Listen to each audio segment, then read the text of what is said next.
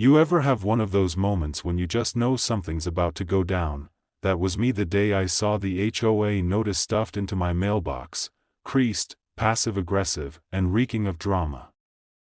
I hadn't even opened it yet, but the bold red "violation" stamp practically screamed trouble. And if I had to bet, I already knew who was behind it. Karen, not her real name, of course. But if you've lived in a suburban neighborhood with an HOA, you know the type. Perfect lawn, measuring your grass with a ruler. The kind of person who thinks power is printed on a clipboard and enforced through complaint forms. But this wasn't about overgrown hedges or a basketball hoop left out overnight. This was about my son's wheelchair ramp. Let me back up. My son, Tyler, is 9 years old. Spunky, smart, and paralyzed from the waist down after a car accident 2 years ago.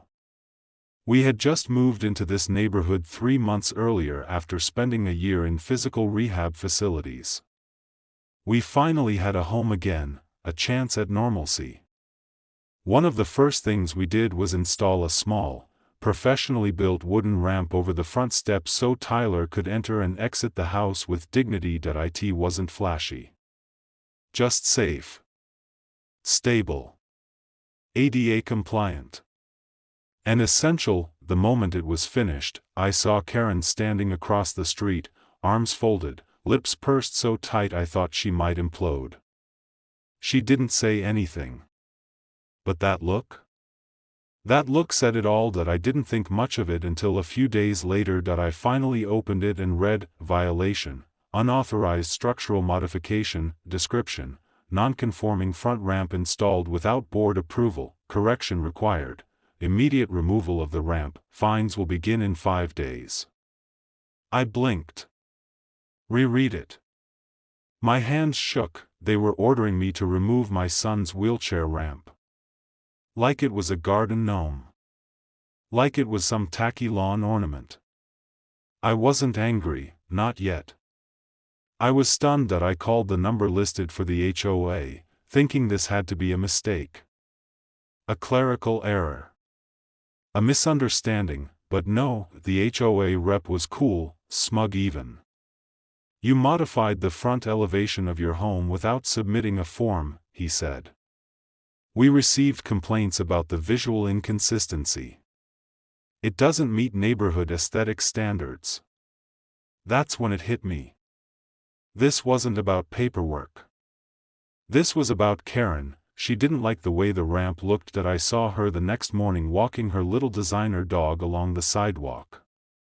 She slowed as she approached my driveway, giving the ramp a dirty glance like it was made of rotting trash. I stepped out. "Something wrong with my son's ramp?" I asked, calm but firm. She smiled, tight and fake. "I just think it's unfortunate when people move in and immediately start changing things that affect everyone's property value." "It's a medical necessity," I replied, jaw tight. Karen shrugged. Then maybe the back door would have been more discreet. I don't even remember what I said next. My ears were ringing. My vision blurred. I had dealt with bureaucratic nonsense before, but this was personal. This was someone attacking my child's right to access his own home. She didn't know. She had no idea who I was. I've worked in ADA compliance enforcement for over a decade. I've taken on corporate giants, public buildings, and city councils who tried to skirt the law. And now I had a new case. Right in my front yard, she messed with the wrong ramp, and she was about to learn exactly what the Americans with Disabilities Act really means. I didn't sleep much that night.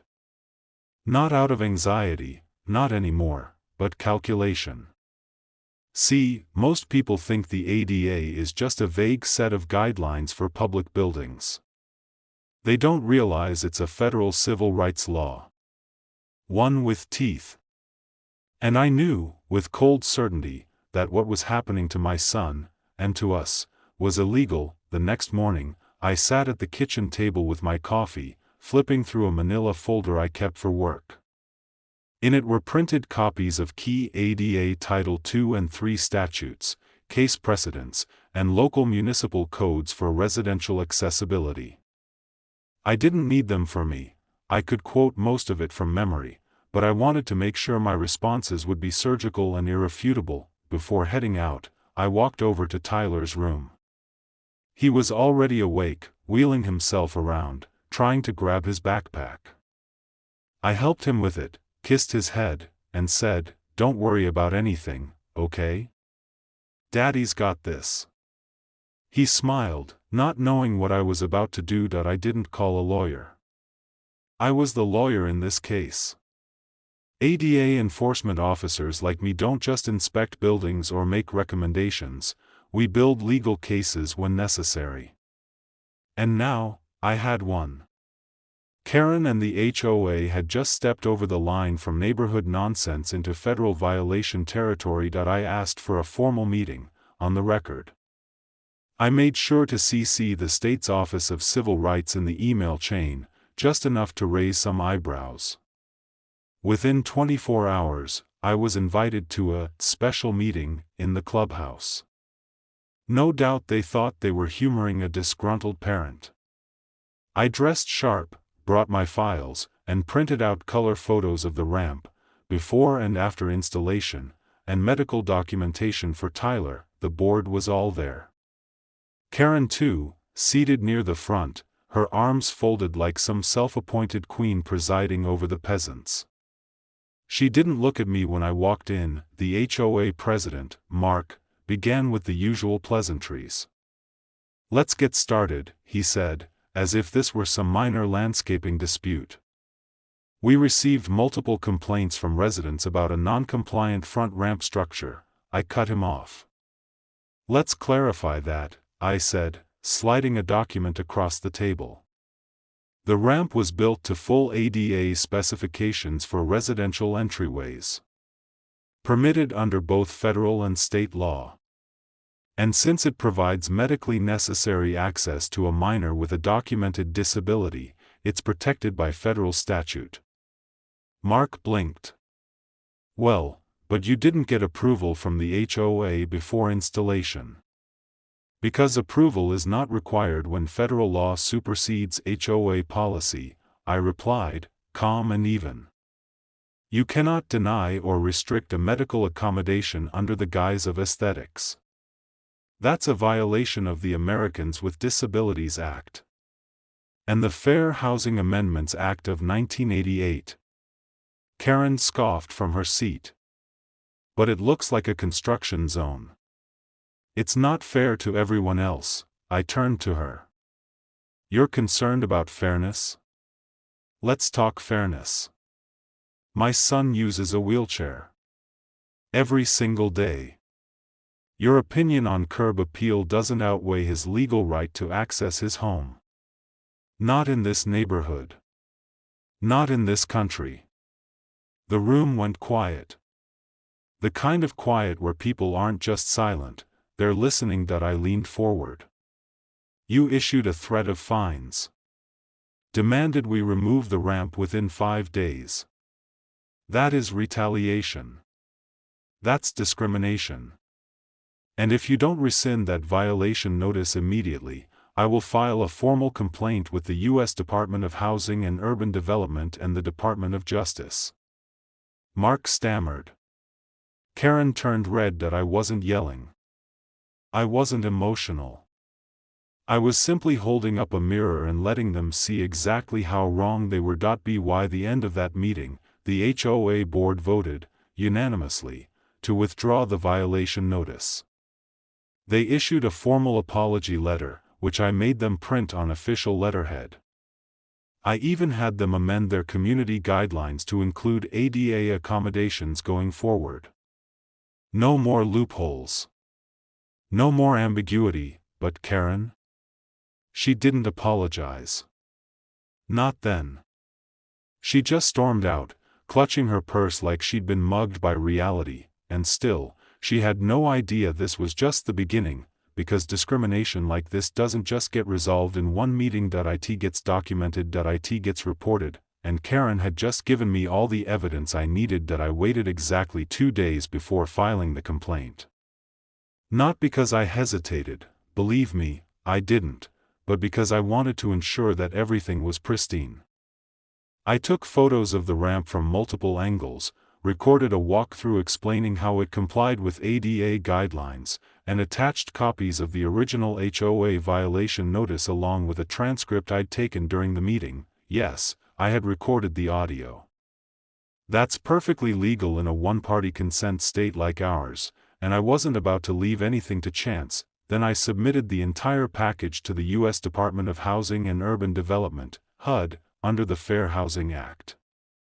And I sent a second copy to the Department of Justice, specifically under ADA Title III enforcement. This wasn't just a neighborhood tiff anymore.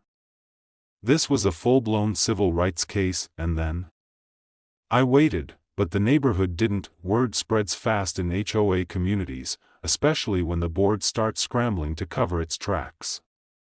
Within a week, I began getting polite nods from neighbors who had previously avoided eye contact. One older gentleman on the corner, Mr. Russo, walked across the street just to shake my hand and said, "About time someone stood up to that woman." I asked him what he meant. He told me this wasn't the first time Karen had targeted a family. Apparently, a few months before we moved in, she'd launched a campaign to have a family remove their solar panels because they looked cheap. Before that, she tried to get a working single mother fined for leaving her trash bins out too long, on the same day she had been hospitalized. That one made it into the community Facebook group before it got deleted. Karen had been running her own little regime, using the HOA's name like a weapon. People were afraid of her. Not because she had real power, but because she was loud, relentless, and vicious with the paperwork. But now, she had finally picked a fight she couldn't win. A month later, it happened that I got a call from a regional HUD investigator. He had reviewed my submission, found probable cause, and had already contacted the HOA for a formal response. Apparently, Karen had sent her own rebuttal, a poorly worded email accusing me of manipulating the system for personal gain. She included photos of my ramp and referred to it as neighborhood defacement. The investigator read her words back to me over the phone. He paused. "Just so you know," he said, "this is exactly the kind of case we take very seriously." He wasn't kidding. Within another 2 weeks, HUD launched a formal investigation. The HOA board was notified. Karen, who by now had become noticeably quieter, was no longer attending meetings. I later heard she had been advised by someone, maybe a lawyer, to step away from public involvement until the matter was resolved. The community? Oh, it changed. Suddenly, neighbors who had been too afraid to speak up started attending board meetings. They asked about the complaint. They asked about the HOA's budget, about the bylaws, about how someone like Karen had been allowed to operate without oversight. Some asked if she could be removed entirely from her position. Then came the flyers. One evening I walked outside and saw them on every porch, unsigned but clearly organized. They detailed the federal investigation, cited ADA violations, and called for a vote to amend the HOA rules and remove Karen permanently from any influence over neighborhood affairs. It ended with, "Because no one's child should be made to feel unwelcome in their own home."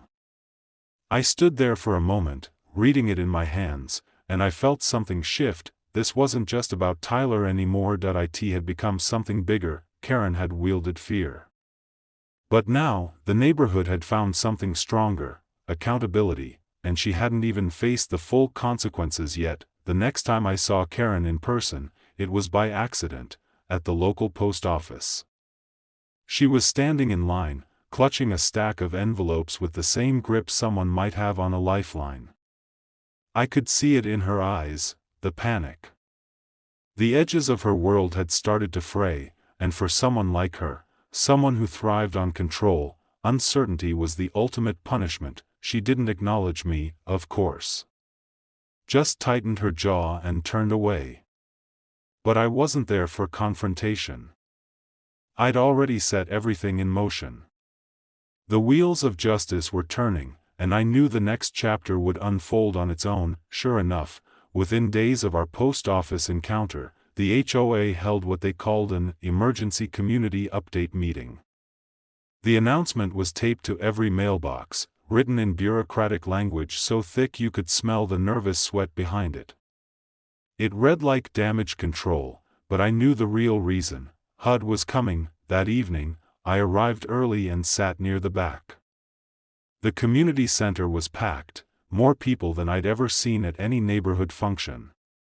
Residents were murmuring, some flipping through copies of the bylaws, others whispering Karen's name like it was radioactive.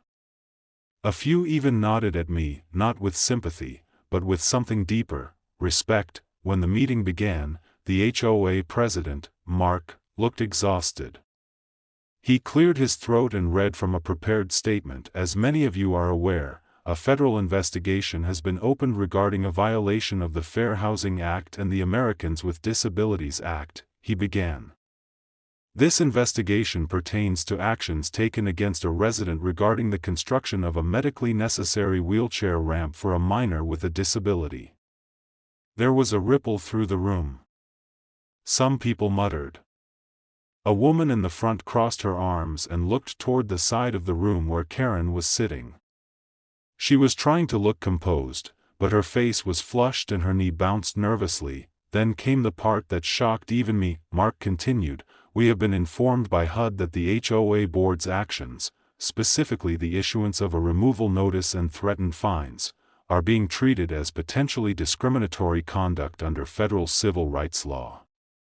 In light of this, we are issuing a full retraction of the previous notice, and we are placing board member Karen H. on administrative leave pending the outcome of the investigation." That word, administrative leave, landed like a thunderclap. Karen stood up, halfway, as if to protest, but then slowly sat back down when she realized how many eyes were on her. That's when one of the residents, an elderly woman named Miss Janelle, stood and asked in a clear, deliberate voice, "Are we also going to vote to remove her from the board entirely? Because I think we've all had enough of her terrorizing families." A murmur of agreement swept the room.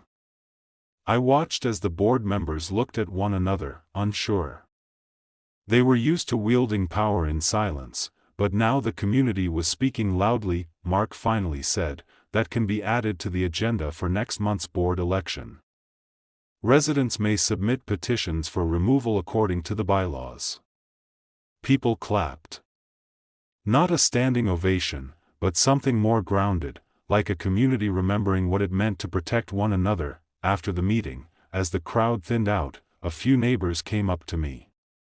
They thanked me, not just for standing up to Karen, but for doing it the right way.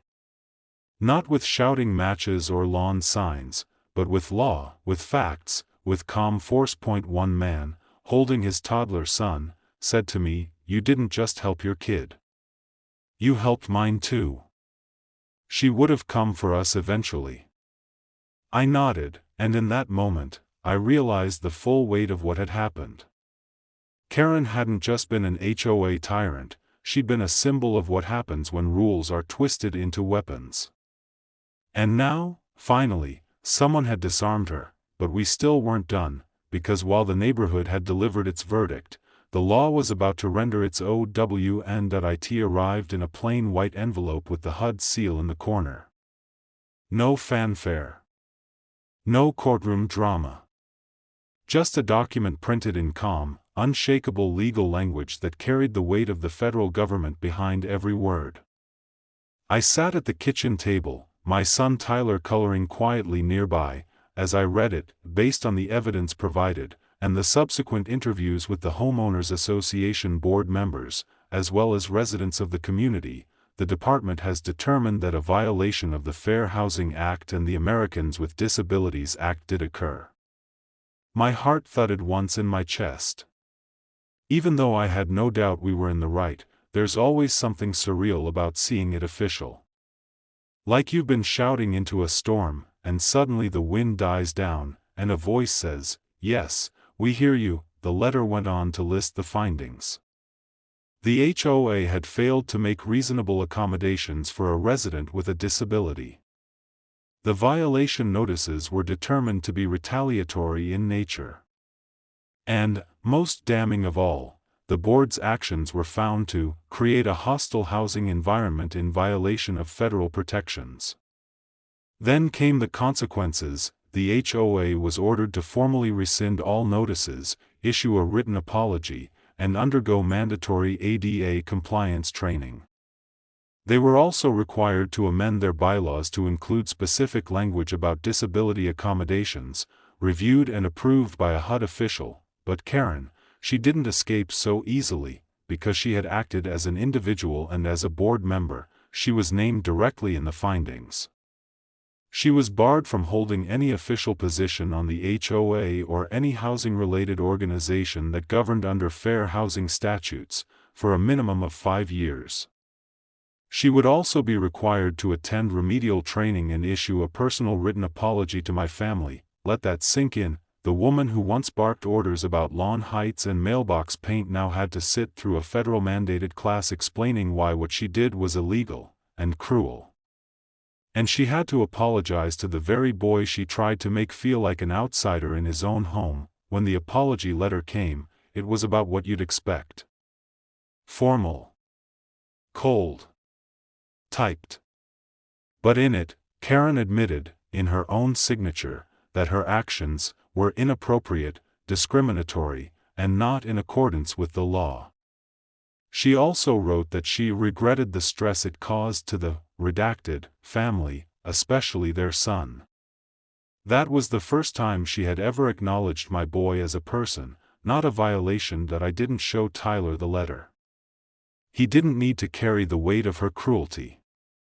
He was too busy conquering new ramps, learning to spin in place, and asking if we could build a mini basketball hoop next to the porch, but I kept the letter in a file. Labeled, "Never Again." That I and the weeks that followed, our neighborhood changed. Not overnight. But little things started happening. A ramp was added outside the community center. Residents voted to change the bylaws to make accessibility easier, not harder. And at the next election, a new slate of board members was voted in, people who had sat in the back row with me that night and decided silence wasn't good enough anymore. Karen? She sold her house a few months later. Quietly. No goodbye. No drama. Just gone, and us, we stayed. We thrived. And every time I see Tyler racing down that ramp with the wind in his hair and laughter in his lungs, I remember the cost, and the victory, because when people like Karen try to build walls, we build ramps, and we make damn sure no one else has to fight the same fight alone.